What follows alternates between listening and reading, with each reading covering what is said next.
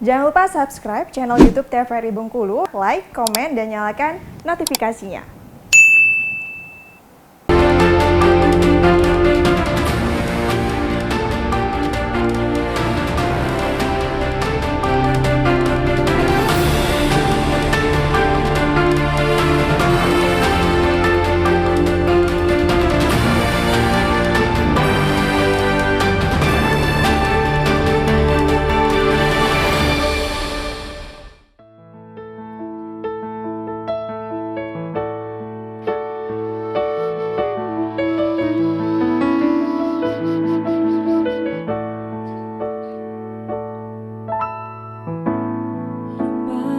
Foto hitam putih, aku coba ingat lagi warna bajumu kala itu, kali pertama di hidupku manusia lain memelukku. Dimanapun kalian berada, ku kirimkan terima kasih untuk warna dalam hidupku dan banyak kenangan kita. Kau melukis aku.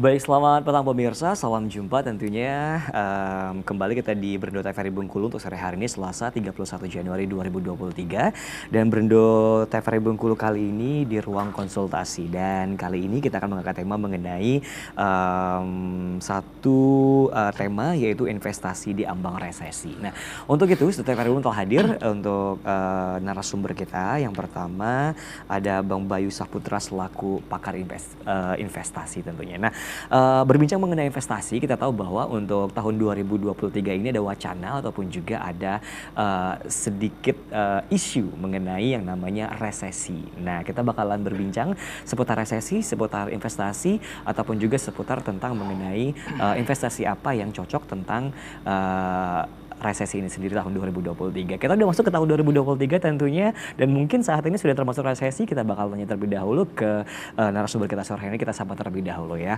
Selamat sore, ada Bang Bayu Saputra. Sore Bang. Iya, selamat Sehat, sore. Bang? Sehat, Alhamdulillah. Investasi di ambang resesi ini menarik tentunya ya. Nah, untuk sebelum kita jauh membahas mengenai investasi di ambang resesi itu terlebih dahulu boleh dijelaskan ke pemirsa di rumah mengenai resesi yang wacana atau isunya akan terjadi di tahun 2023. Silakan. Baik Mas Fahmi, jadi sebelumnya memang ini sudah sempat dibahas juga ya. Kalau pemirsa mungkin pernah nonton di TVRI Bengkulu, kita pernah membahas mengenai isu akan adanya resesi di tahun 2023, yang mana saat ini kita sudah berada di tahun itu. Betul. Berhubungan tentang definisi ya, resesi ini kan artinya 2 kuartal berturut-turut pertumbuhan ekonomi di suatu negara itu mengalami minus. Ya. Oh, mengalami minus ya. Mengalami minus. Jadi kalau masih 1 kuartal belum dikatakan resesi. Oke. Jadi kalau sudah 2 dan secara berturut-turut, nah ini baru dikatakan resesi. Dan alhamdulillah Indonesia ini masih menunjukkan pertumbuhan ekonomi yang positif untuk ya, saat ini. Untuk saat ini. Oke. Dan kalau kita melihat memang beberapa indikator yang ada ya, seperti stimulus ekonomi yang ada saat ini, juga saya rasa ekonomi kita masih akan terus tumbuh ya. Bahkan di isu adanya resesi di tahun 2023 ini. Jadi tentu kita memang perlu waspada, tapi tidak usah terlalu takut gitu ya, apalagi sampai ibaratnya kayak terjadi di tahun 2020 ya, waktu itu banyak orang yang panik buying, panik selling akibat isu resesi. Saya rasa dampaknya mungkin memang akan terasa di beberapa negara, dan tentu ada dampaknya ke Indonesia. Tapi ini bukan berarti kita akan mengalami resesi yang sama seperti yang dulu, bahkan yang dialami negara-negara yang lain. Oke, baik. Nah, untuk kita sudah menginjak ke tahun 2023 nih, tentunya udah masuk ke Januari, bentar lagi Februari. Menurut Bang Bayu sendiri, apakah resesi itu tahun ini akan muncul di Indonesia atau tidak? Gitu. Baik. Kita bicara di awal tahun 2023, tentu saja kalau kita lihat dari PDB kita juga masih menunjukkan positif dan ini sangat baik juga gitu ya. Mulai dari lini UMKM kita, mulai dari segi pelaku usaha, kemudian juga daya belanja masyarakat kita, ini masih menunjukkan positif ya. Sehingga memang kalau dikatakan apakah kita akan resesi seperti negara-negara yang lain, let's say kita lihat ya China misalnya yang sudah mengalami penurunan pertumbuhan ekonomi yang cukup dalam gitu ya. Kita lihat di US bahkan di Eropa yang akibat adanya perang Ukraine dan Rusia gitu ya. Namun ternyata Indonesia menunjukkan kepada dunia bahwa kita mampu untuk bisa break the rules gitu ya, bahwa kita ini walaupun negara berkembang tentu punya pendirian ekonomi yang cukup kuat ya. Apalagi ditunjang dengan banyaknya kebijakan-kebijakan fiskal dan moneter yang diambil oleh pemerintah dan Bank Indonesia, maka saya pikir untuk di awal tahun ini kita masih bisa optimis untuk bisa ibaratnya tidak terjebak ke dalam resesi. Nah, cuman kalau kita berbicara apakah di akhir tahun atau di pertengahan tahun ini apakah ada ancaman resesi, tentu masih sangat besar peluangnya, Mas. Ya. Berbicara soal perang yang terjadi saat ini di Rusia dan di Ukraine, tentu yang berdampak bukan hanya di rusaknya infrastruktur yang ada di kedua negara tersebut, tapi juga ada rusak supply chain yang ada di sana. Let's say kita lihat bagaimana komoditas yang saat ini ya, yang dari Rusia dan dari Ukraine ini yang banyak mengalami kendala ya ke negara-negara contoh di Eropa yang dulu misalnya impor gandum dari Rusia, misalnya minyak dari Rusia, karena sekarang Rusia kan di stop. Penghasil gandum ya. Betul. Jadi sehingga dengan contoh komoditas yang tadi yang di stop ini mengalami implikasi yang cukup berat bagi dunia barat ya, terutama Eropa yang juga importir nih dari Rusia.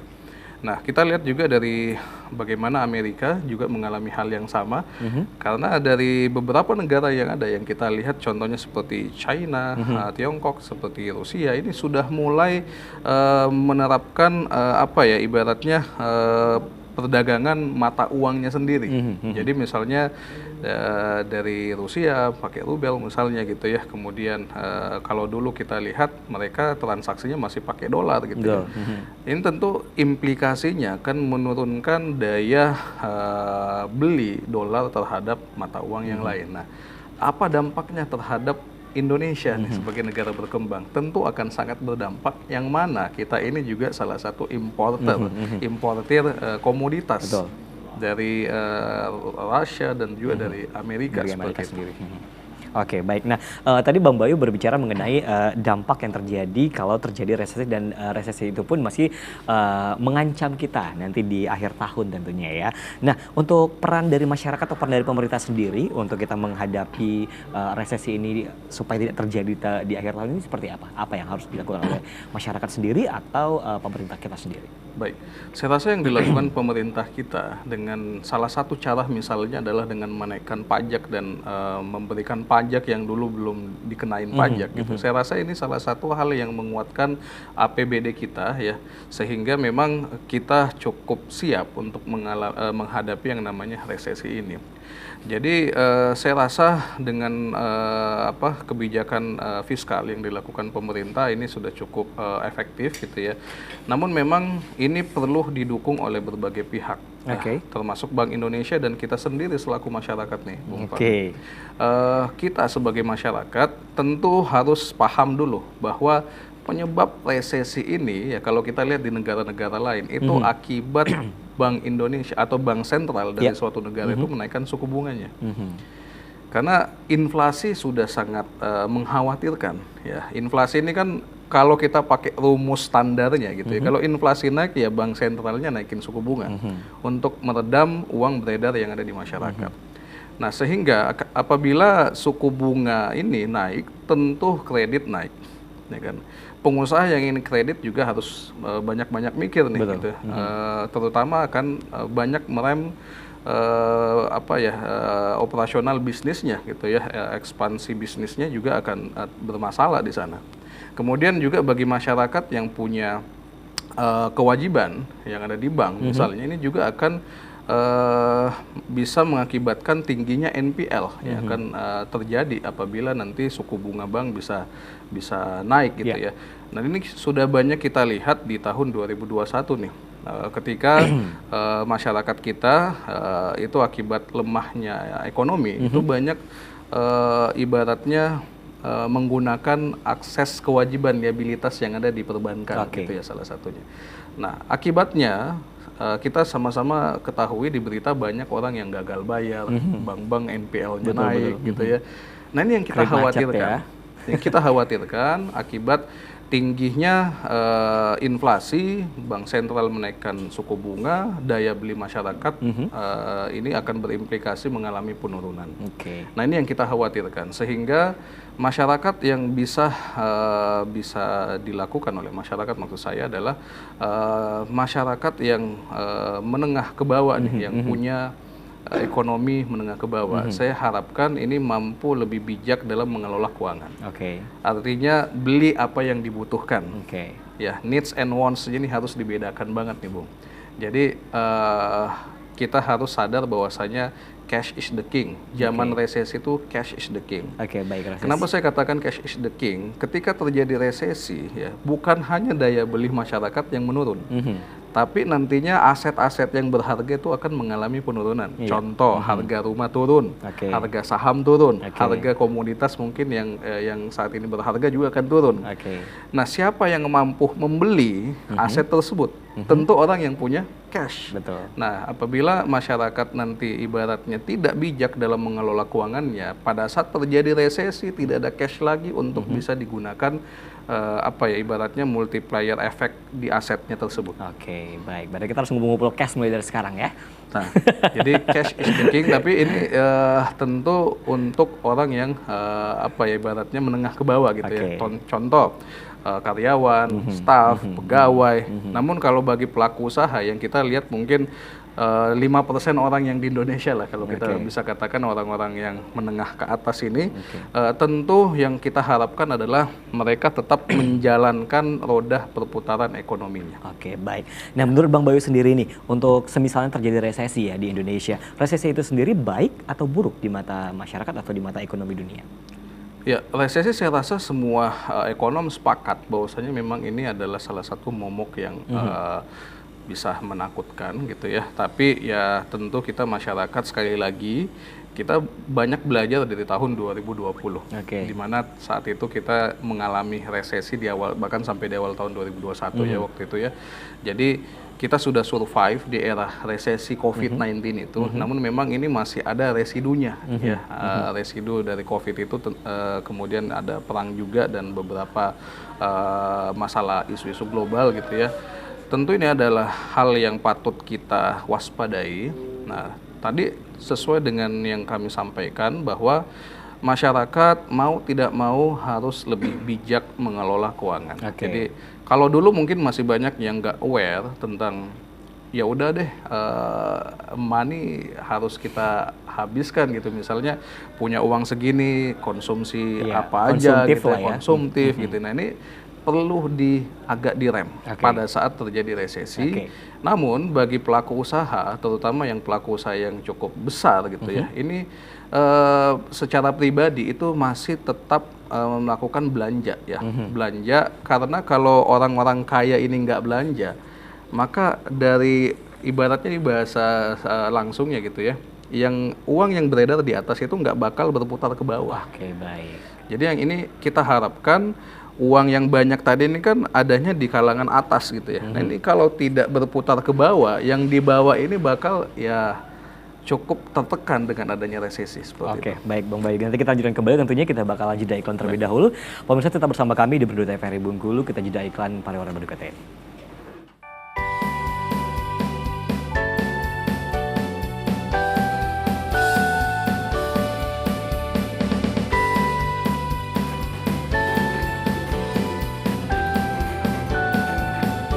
Bisa kita tambahkan biru tua sebagai gradasi turunan dari warna ungu.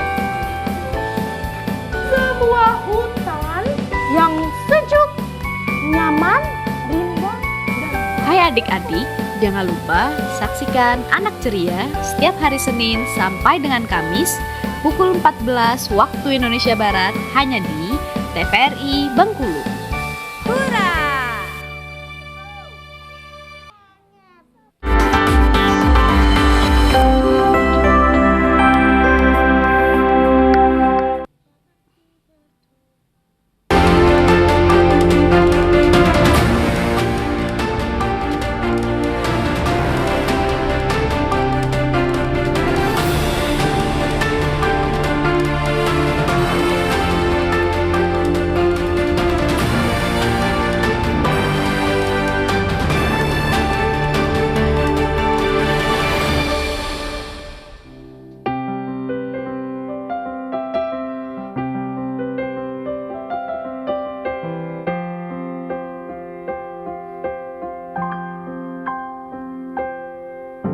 Di dunia tipu-tipu, kamu tempat aku bertumbuh.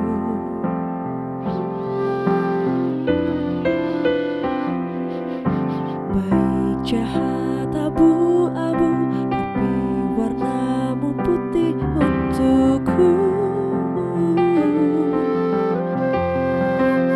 Hanya kamu yang mengerti gelombang kepala ini.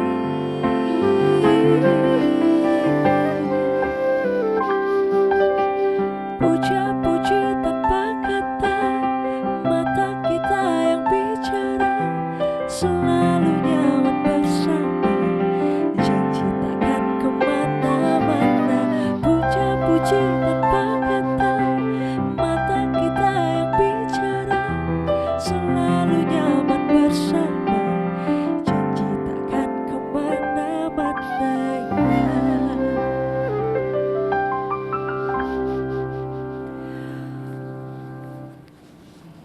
Baik pemirsa, kembali di Perindu TVRI Bengkulu sore hari ini ruang konsultasi Selasa 31 Januari 2023 dengan tema kita yaitu investasi di ambang resesi. Kita sudah berbincang banyak tentunya mengenai resesi dan kita akan berbincang kembali bersama dengan narasumber kita mengenai investasi di ambang resesi. Sebelum kita mengenal apa itu investasi dan juga investasi apa yang bagus di saat resesi nantinya, kita berbicara kembali tentang resesi itu sendiri. Kita tahu bahwa tadi dibilang sama Bang Bayu ada beberapa ketakutan-ketakutan tentunya yang ditakuti oleh masyarakat ataupun semuanya kalau terjadi resesi ini.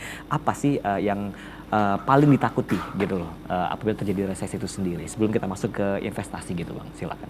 Baik, tentu kita berkaca ya Mas Fahmi bahwasanya apabila terjadi resesi ini kan daya beli masyarakat menurun gitu ya. Sehingga demand yang ada di masyarakat ikut menurun.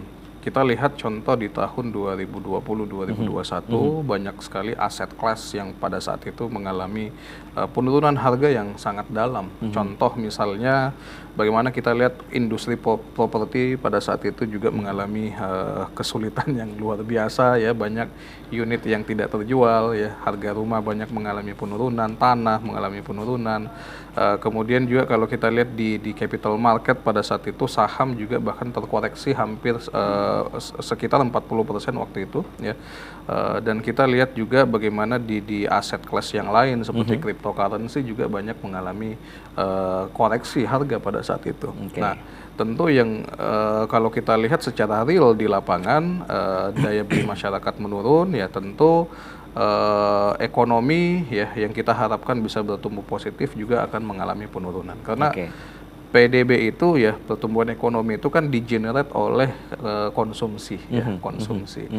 Salah satunya adalah konsumsi maksud saya. Nah, ketika resesi terjadi ya tentu perusahaan, industri-industri juga profitnya juga akan menurun ya, karena daya beli masyarakat menurun. Sehingga terjadilah PHK massal di mana-mana untuk efisiensi gitu ya. PHK massal di mana-mana, kemudian tentu kemiskinan bertambah gitu ya, kemudian kesejahteraan secara ekonomi juga akan ikut menurun. Nah, ini yang kita khawatirkan seperti itu. Baik, nah di tahun yang Bang Boy bilang tadi itu orang-orang pada tahunnya bukan resesi loh, tapi dampak COVID-19, benar gak sih? Nah, Betul, ya.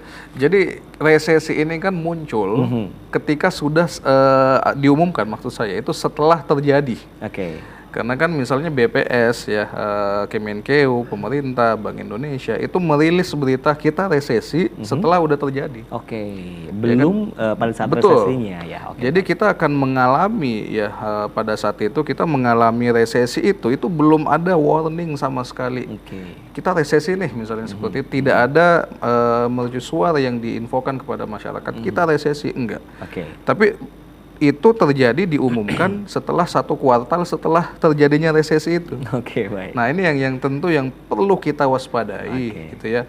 Jadi pinter-pinter kita ya, Bang. Betul, Ya? Oke, baik.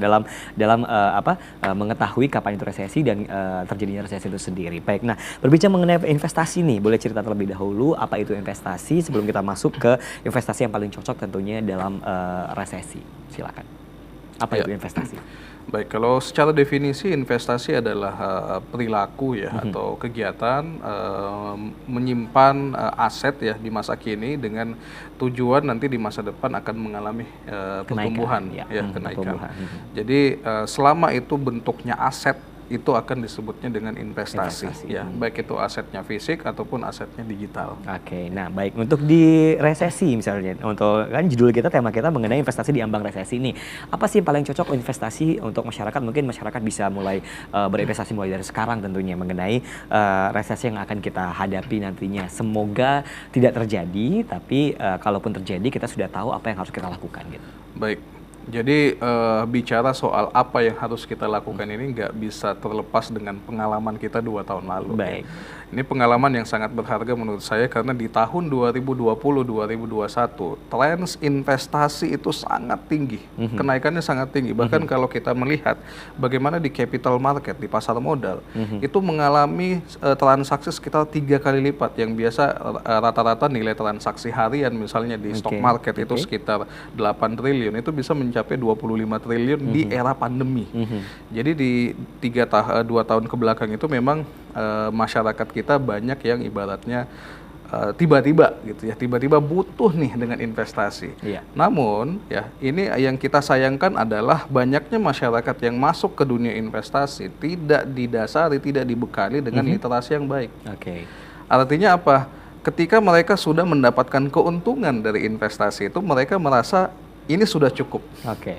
Atau misalnya mereka merasa untung, mereka berinvestasi lagi dengan misalnya tanpa melihat fundamental dari perusahaannya itu. Sembarangan. Sembarangan, ikut-ikutan, bahkan kalau milenial bilangnya FOMO, ya, fear of missing out. Dan kita lihat memang ketika tahun 2020-2021 ya, mereka yang berusia sekitar usia 20 sampai 35 tahun itu mendominasi investasi di sektor pasar modal. Jadi memang banyak sekali masyarakat yang terjun, nggak disertai literasi. Akhirnya kita lihat di tahun 2022 itu mengalami penurunan lagi. Bahkan cukup dalam ketika banyak yang sudah mulai ibaratnya kapok tanda kutip seperti itu. Karena gimana mereka masuk ke dunia investasi yang memang tidak dibekali ilmu yang cukup baik. Betul. Nah ini yang kita khawatirkan. Nah, ketika kita bicara investasi apa yang baik ketika terjadi resesi ya, pertama-tama kita nggak berharap resesi terjadi. Iya, betul. Jadi ya mudah-mudahan nanti temanya investasi yang baik pada saat ekonomi tumbuh gitu ya. Betul. Nah, ini yang kita harapkan kita ganti tema nanti ya. Jangan investasi pada saat resesi ya. Pada saat resesi. Namun apabila ya ini amit-amit gitu ya terjadi resesi, maka sekali lagi saya sarankan, saya tekankan bahwa cash is the king. Oke. Orang kaya makin kaya, orang menengah ke bawah itu bahkan makin terpuruk. Oke. Kenapa? Karena ketika terjadi resesi, aset itu nilainya turun, Mas. Oke, baik. Properti turun, tanah turun ya. Waktu itu saham turun. Siapa yang bisa tanda kutip memborong ini semua? Orang yang punya duit. Ya. Siapa yang menjual murah ini semua? Orang yang nggak punya duit. Oke. Jadi orang menengah ke bawah akan makin terpuruk. Makanya kita lihat gap antara si kaya dan si miskin. Kalau kita bilang bahasanya seperti itu, si kaya dan si miskin ini gapnya makin tinggi ketika terjadi resesi. Karena orang kaya dia punya kemampuan untuk memborong aset tadi. Dengan harga yang murah ya. Betul, dengan harga yang murah. Sedangkan orang yang punya aset tadi karena terpaksa nggak punya penghasilan, Iya. dijual murah. Ah, gitu. Nah ini yang jadi masalah ketika terjadi resesi. Jadi saran saya kepada masyarakat semua adalah siapkan diri, siapkan cash, jangan terlalu konsumtif kalau menurut kita kemampuan finansial kita tidak terlalu baik. Oke. Ya, misalnya contoh, ini contoh yang banyak kita jumpain adalah secara personal, ada orang yang misalnya penghasilannya 10 juta, cicilannya 6 juta. Nah ini udah di luar batas ya. Iya. Karena toleransi misalnya secara personal untuk bisa berutang itu maksimal banget 50%. Maksimal banget. Tapi kenyataan yang kita lihat di masyarakat adalah Lebih banyak dari itu. sekali lebih dari itu. Iya, Nah, ini ini yang berpikir bahaya. ke Betul. depannya ya. Betul. Baik, berarti resesi ini itu berpihak kepada orang yang kaya dong. Yes, orang yang punya uang. Orang yang punya uang Betul. dong. Jadi orang yang miskin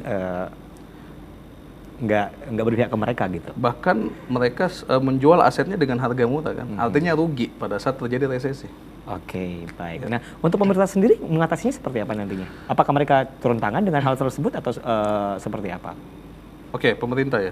Jadi saya rasa pemerintah yang bisa dilakukan adalah melakukan kebijakan fiskal yang bisa mereka lakukan gitu ya.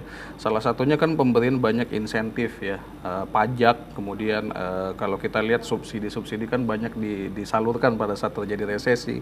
Saya rasa kita salah satu negara yang cepat pulih ya, terhadap resesi karena memang insentif yang diberikan pemerintah menurut saya ini salah satunya tepat sasaran. Misalnya relokasi subsidi BBM misalnya salah satu contoh, walaupun memang pro dan kontra gitu ya. Namun kita patut mengapresiasi bahwasanya apa yang diambil oleh pemerintah ini sudah tepat sasaran dan buktinya kita bisa resilience lebih cepat daripada negara-negara yang lain.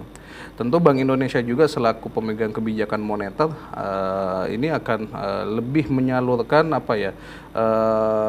kredit ya ke bank-bank, ini akan lebih tepat sasaran juga ya. Buktinya memang semacam kayak kredit kalau kita lihat kan sangat kecil bunganya ya. Jadi memang ini diperuntukkan agar masyarakat bisa ibaratnya menghasilkan ya itu lebih banyak dengan kredit yang lebih rendah. Oke, Nah ini baik. yang kita harapkan dan saya rasa pemerintah akan melakukan yang sama apabila terjadi resesi. Oke, baik. Tadi baru satu dijawab tentang investasinya, yaitu mengenai investasi saham modal. Yang nanti dilanjutkan kembali, kita jeda iklan terlebih dahulu.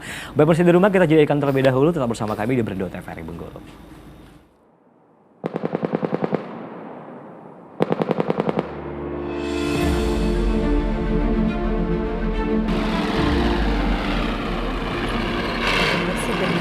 More trapped under the rubble. A city official had earlier said that at least 17 people were killed in Ukraine, but Zaporizhia city remains under Ukrainian control. Since thoughts have died or been wounded as To, co dzisiaj działo się tutaj na jeziorze Kępno, było częścią dużego ćwiczenia, które trwa już od kilku tygodni. Było to praktycznie zwieńczenie całej naszej działalności na poligonie Orzech. Yuk nonton siaran televisi digital. Bagaimana ya cara menangkap siaran televisi digital?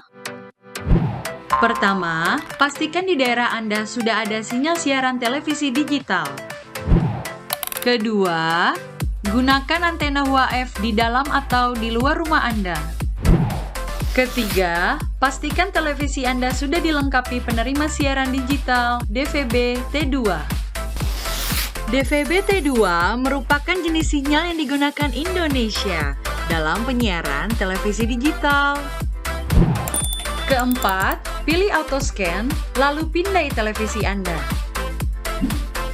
Bagaimana jika televisi Anda masih analog? Pasangkan set-top box, televisi Anda otomatis menangkap siaran digital. Bersih gambarnya, jernih suaranya, canggih teknologinya.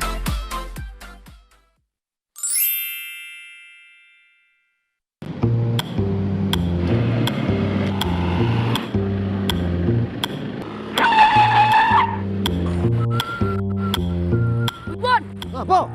Kau ngapa di tengah-tengah? Oh, jalan ayo, nak saya di pinggir, nak saya tengah. Apa urusan kamu? Jika kau zebra cross untuk orang nyebrang jalan. Kamu mana perlu kamu tahu? Saya kau nak cepet, saya kau udang pejabat, udang khusus, tahu tak kamu? Hai. Oi. Oi. Anakku udah diajak emak aku ngajak nyumbuk kan anakku nyanyi nyumbuk. Ngapo, ada apa? Saya kena cepet, saya kena undangan. Tidak baca wan, kau kan tempat penyeberang jalan. Wan tidak boleh berhenti di tengah kau.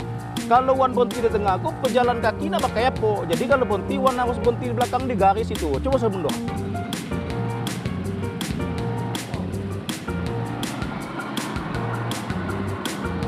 Adik sana, menaati lalu lintas juga untuk keselamatan kita. Kalau tidak kita, siapa lagi? Kalau tidak gini, kebilo lagi.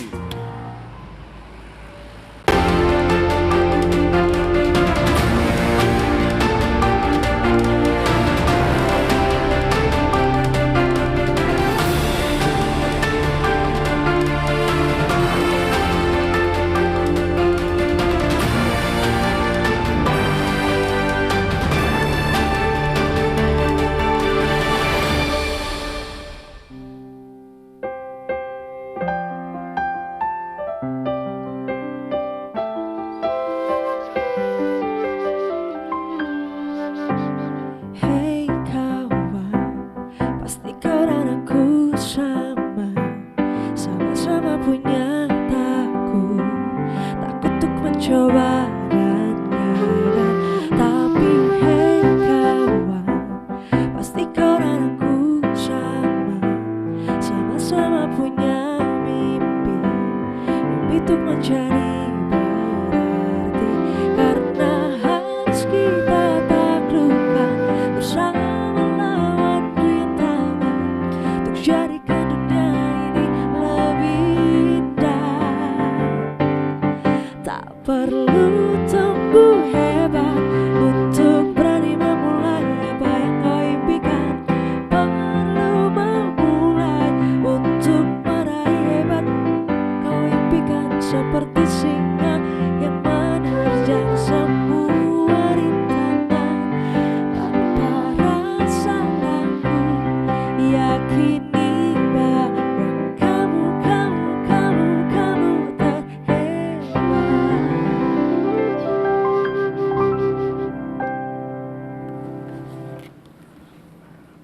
Baik pemirsa, masih kembali di Berindo TVRI Bengkulu, ruang konsultasi TVRI Bengkulu. Hari ini Selasa 31 Januari 2023 tentunya ya. Kita masih membahas mengenai tema investasi di ambang resesi. Nah, kalau tadi Bang Bayu sudah berbicara dan juga berbincang dengan kita mengenai investasi yang bagus apabila kita mengalami resesi, itu salah satunya di saham modal tentunya ya. Nah, kita berbincang mengenai ini dulu deh, hal-hal kecil, investasi hal-hal kecil. Kalau saham modal tuh kan cukup gede tuh modalnya ya kan.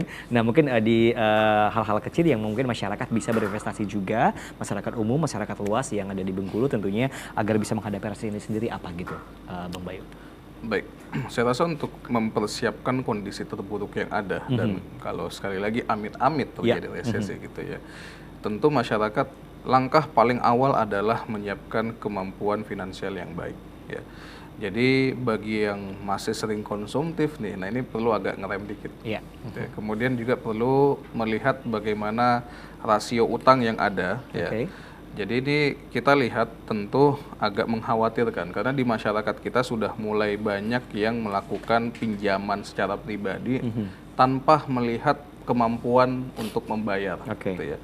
Nah, seperti yang tadi saya sampaikan, kalau kita misalnya punya rasio utang di atas 50%, ini sudah sangat mengkhawatirkan apalagi terjadi resesi seperti itu ya.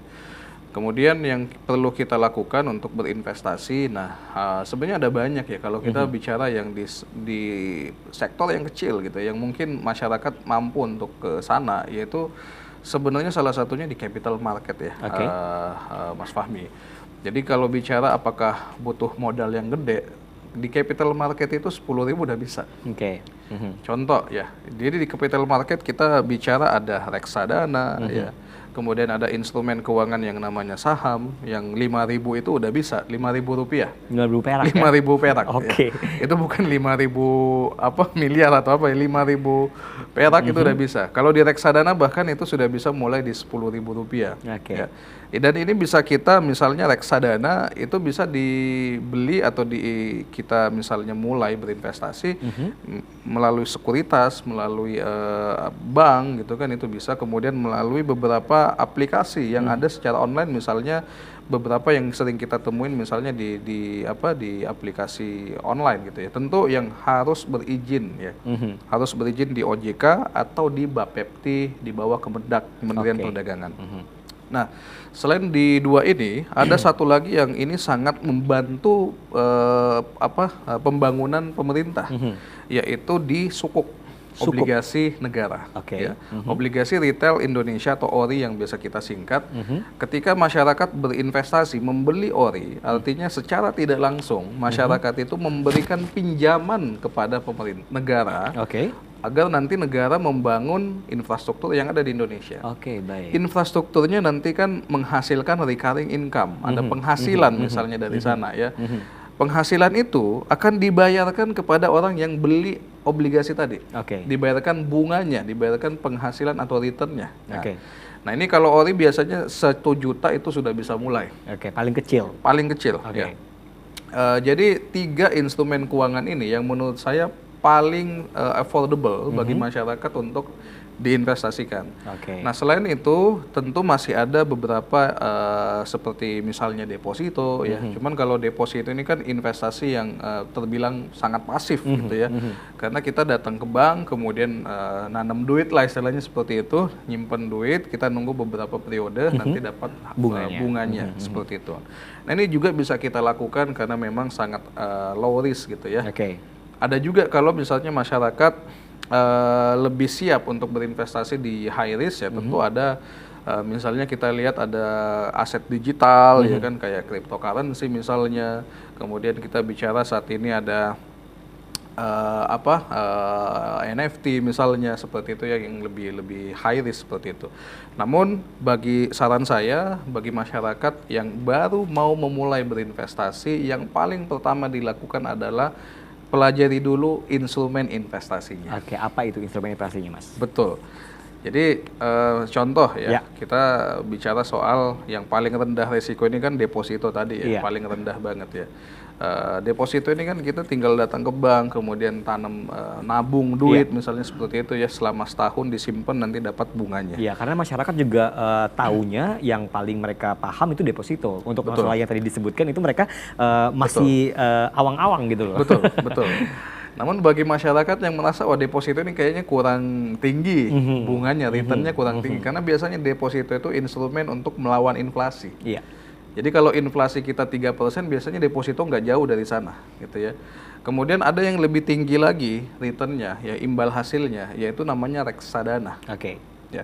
Reksadana ini itu biasanya kalau kita lihat returnnya, tentang harganya itu rata-rata bisa 8, ya bisa 10, bahkan ada yang 20%. Ya. Tergantung kita investasinya di reksadana mana. Karena reksadana ini artinya kita datang ke manajer investasi, ya datangnya ini bisa online, itu bisa gitu ya. Maksud saya datang, kita buka aplikasinya, kita beli produk reksadananya, uang kita, dana kita itu akan dikelola oleh manajer investasi.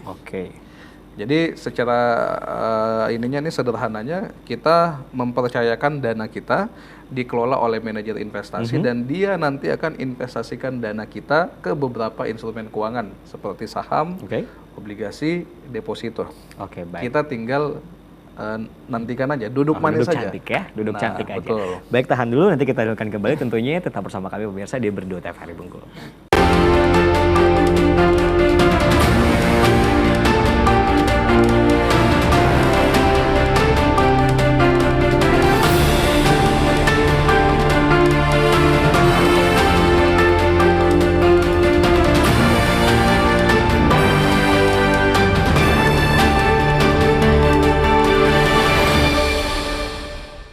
Baik pemirsa, kembali di Berindo TVRI Bengkulu, ruang konsultasi TVRI Bengkulu sore hari ini Selasa 31 Januari 2023 untuk segmen terakhir kita di sore hari ini berbincang mengenai investasi di ambang resesi tentunya. Kita ngobrol kembali bersama dengan narasumber kita ada Bang Bayu Saputra selaku pakar investasi ya.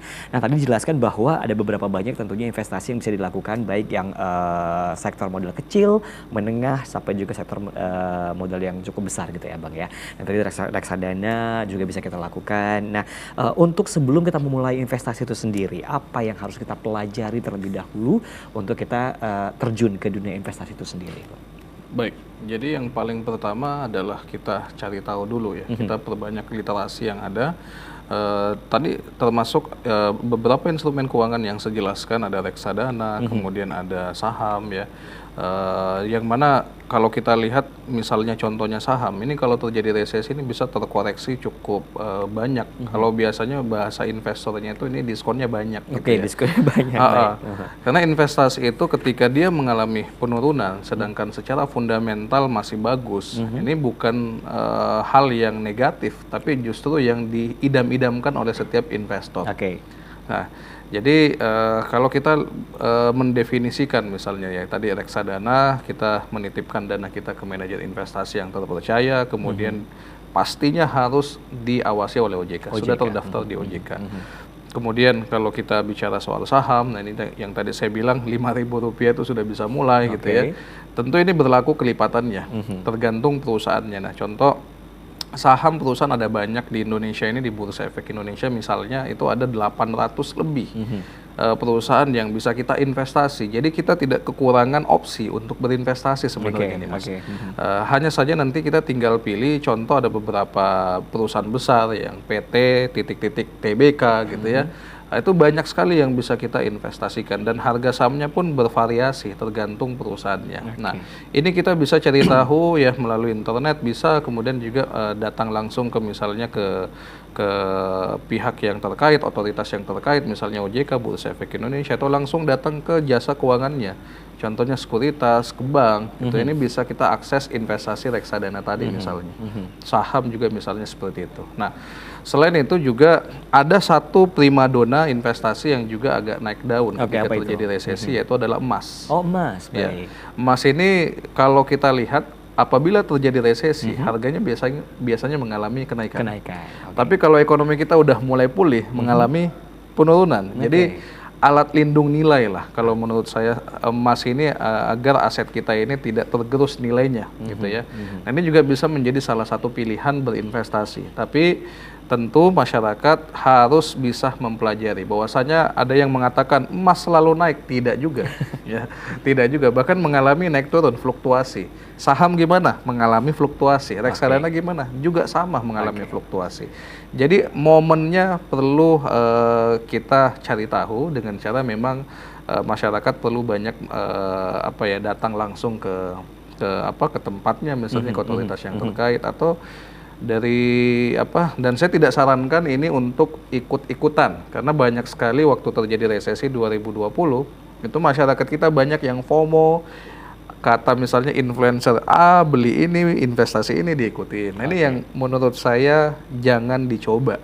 Jangan ikut-ikutan. Jangan ikut-ikutan kecuali kita sudah mempelajarinya. Baik. Ini terakhir nih, untuk pertanyaan terakhir mungkin, apakah ada masyarakat ataupun orang-orang tertentu yang menunggu-nunggu akan datangnya resesi gitu loh?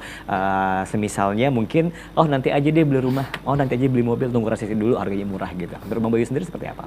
Baik, tentu ya kita lihat pasti ada ya, apalagi sudah melewati resesi yang sebelumnya, di mana harga properti menurun, harga saham menurun, dan kalau kita lihat ya secara statistik itu memang jumlah orang yang sudah kaya itu makin kaya, makin kaya ya.